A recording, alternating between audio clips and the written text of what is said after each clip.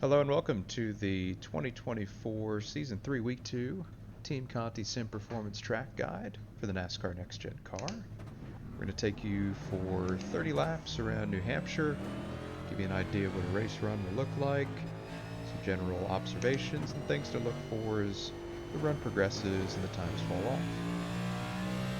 The biggest thing to note here as we fire off is that we'll be shifting from third to fourth gear at both ends of the speedway. Unfortunately, with the box that we're in with the gear rules now, we don't have a rear ratio that would allow us to stay in one gear, and if you do stay in one gear, you're bogged down too much, don't make any lap time, so you have to shift. As sad as that is to say. Both ends of the track, we're going to target running a lane off at the bottom. First couple laps are a little bit tricky as the tires get up to temperature and pressure. A little tight entry, rolling center, and then a bit loose off on throttle. But as those left sides really start to build temperature and pressure, we'll begin to pick up grip rapidly by lap 3 or so. The biggest thing about New Hampshire is, well, like any other track, is entry. Obviously, I love saying that, but it's setting up your entry in a way that you're able to roll with a lot of good front rotation. From the time that you really release the brake past the, say, 3/8 mark of the corner, all the way through your free roll in the center, and then have a lot of good front turn to point the car on exit and not feel like you still have to keep a bunch of wheel in it. Really get that wheel unwound quickly and get a nice straight drive up off both ends. You'll see right here I've got a lot of wheel in the center. Start feeding throttle back into it, and as I increase the throttle, I slowly decrease the wheel input. Both exits are very tricky, and they're very different as well. You look at this track, and high level, it seems like both ends are pretty similar, but they're really not. Turn 2, the wall comes up really quick off the corner. Almost feels like the banking falls off. Almost better to wrap this bottom a little bit longer versus tracking at. You can see I really just keep it down there for as long as I can. Left side right on that first set of dash plate lines. Whereas 3 and 4 you can be a bit more flexible with opening up exit because it's not quite as susceptible to slipping the rear, because that banking doesn't really seem to change in the same way that it does off the 2. Either way though, you know, tidy and neat and just really wrapping the first seam at both ends is a great way to just make sure that you preserve the rear tire and you have something to race with past lap 30.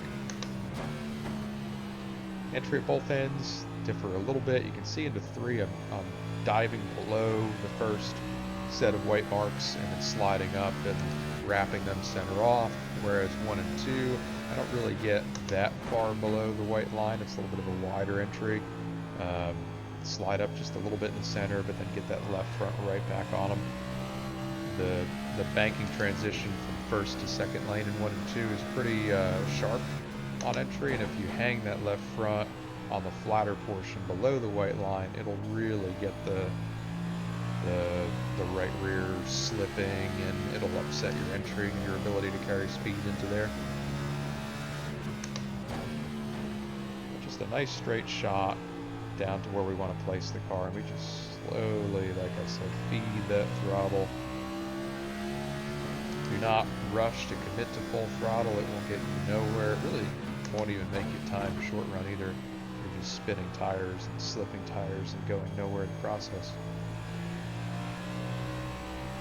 Like any of our other short tracks, tire conservation the first 15-20 laps of a run is really critical to how the car builds and what kind of lap time you can make past that lap 30 mark. So even though the tire wear isn't too bad this week, you know, after 30 laps we're in the low 90s, high 80s. You don't want to let that lull you into a false sense of security, thinking you don't have to manage the tires, because you definitely do.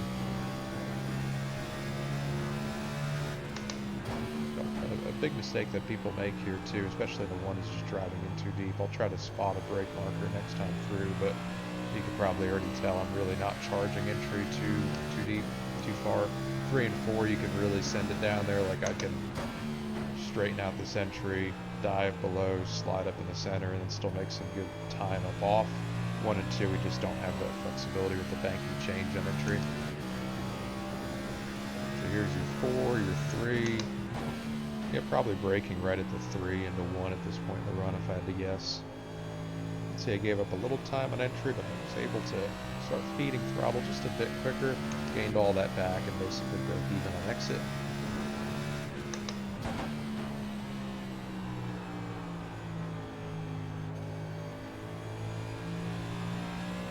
Straight shot up off of 4, that's 10 laps completed. So I'll gain a little bit of time on entry here. I'll probably lose it in the center. Let's see. Yep, there it goes. Again, break even on exit. So it really just shows how even small differences in how you attack the entry to the corner can affect what happens center off. If you do it right, typically you'll break even on exit, but just want to make sure that you're just being nice to the tires. That's really the major thing. Don't stress them out any more than they need to be.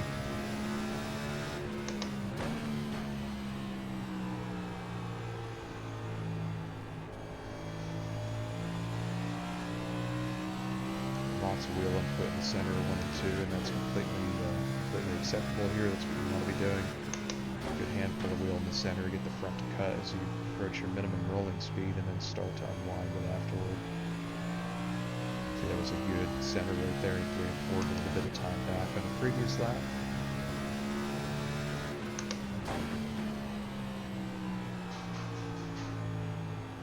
Good rotation here, give up a little bit through the 3/8 and to the center, but then start gaining it back on exit.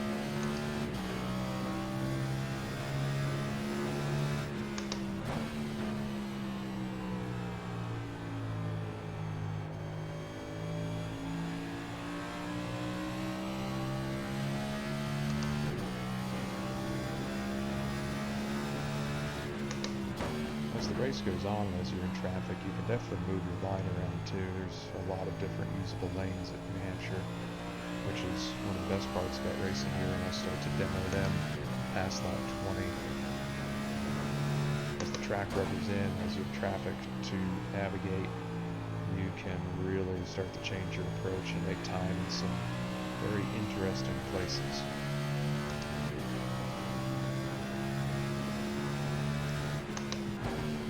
Don't feel like you have to marry yourself in the car to this one lane right here. Yes, it's probably the best lane for tire management, but if you have to go and you're past that critical point of saving early on, you can definitely get creative.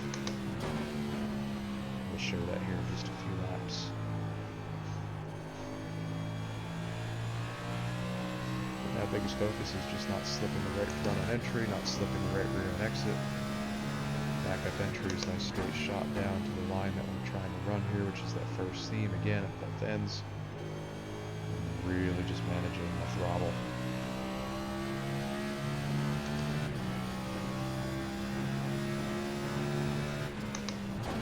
Grab it in a little bit harder into 3 here.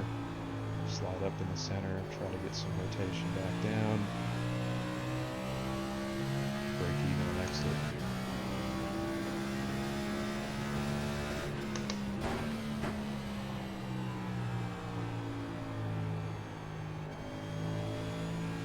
Center right there, but a little bit low, so I had to wait on throttle a bit longer. Still gained a little bit in total in that corner. And that's really where this tracker set to the last lap is really beneficial for your test runs. You can see very quickly where you're going and losing.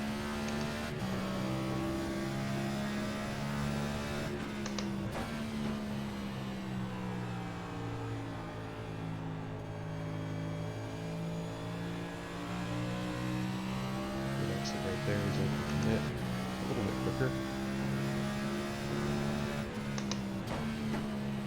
More speed into 3, gonna slide up here, get it cut back down, show a nice run up off.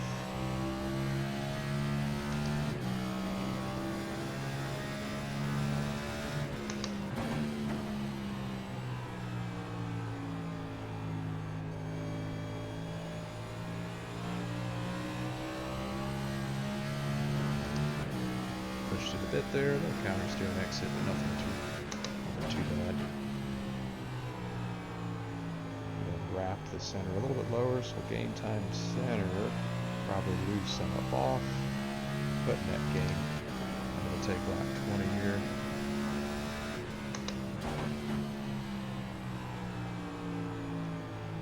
Got up off the seam a little bit, but was able to bring it back down. Little slip the right rear. Exit in there, not too bad though.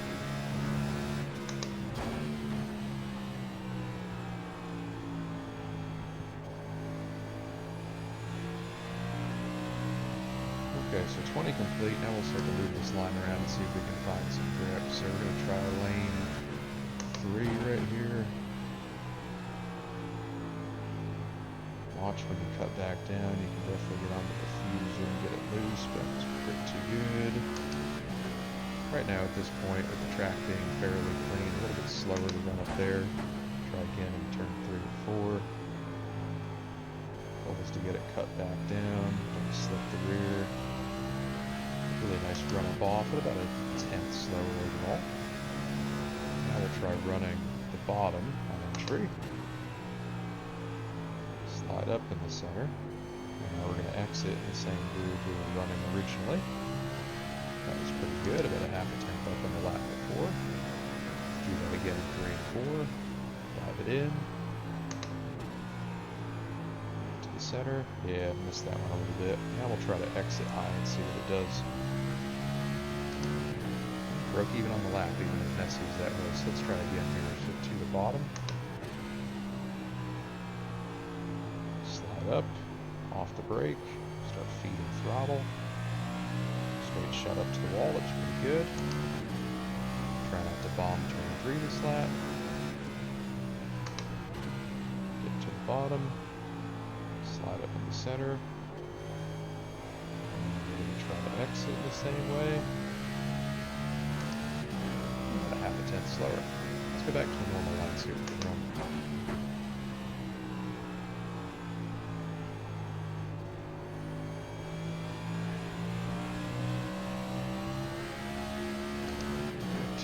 Better through there. I'd expect to pick up a little bit more time in 3 and 4.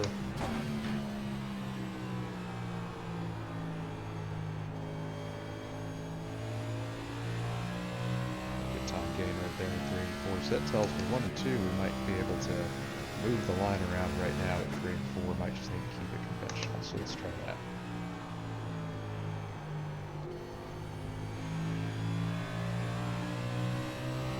Like I said, this will hurt your tires a little bit more, but depending on the point of the run and what you're trying to accomplish, it's good to keep it moving around, see where the grip is. Definitely found where the grip wasn't right there. But a lot of this getting on the flat and coming off is putting some extra heat into the right rear, so I can definitely feel it slide out as I got a bit high in the center.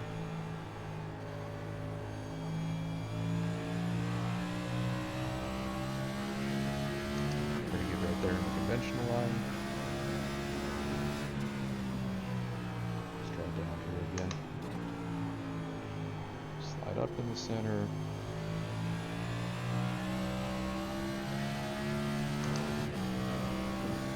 Not a terrible lap.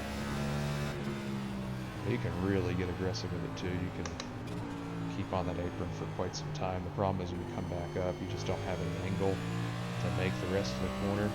But on restarts and things like that, while everybody's getting stacked up on the track, you can get on that apron. Just watch for the bumps. There's a big bump coming out of 2 and 4, so make sure you're off the apron well before exit.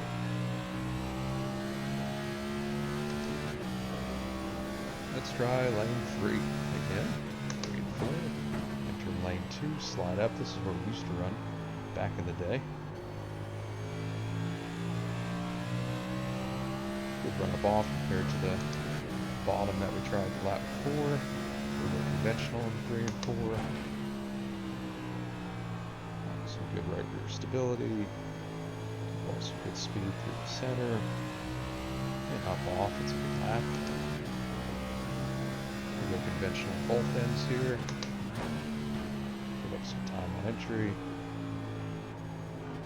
Start feeding throttle, we're gonna gain a lot back in the center. Give up a little bit on exit, but still, by the time we get to 3, we'll be in the green a little bit. Bring it in a little bit deeper there. Hopefully it sticks. Little right rear slide. A good lap. So the conventional definitely the way to go right here on this particular track. I'm going to take lap 30.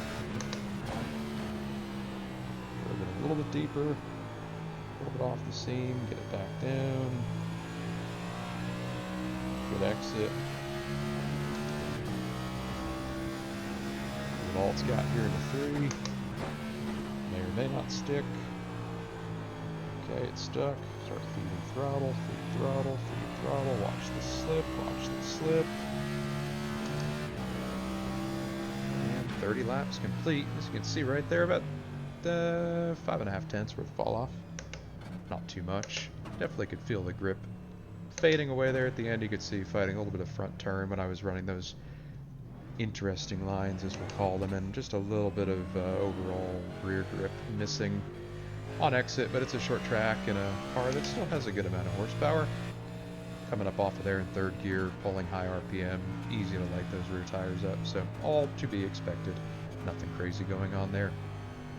But yeah, I absolutely love New Hampshire. It's a fantastic track. It's a tricky track to get right, but when you can maximize the potential of the setup, really get those lines down, be smooth, be consistent, be fast, you can make some good time and have some good runs. So wish you all the best this week. Thank you as always for watching, and we will see you next week for week 3. Take care, everybody.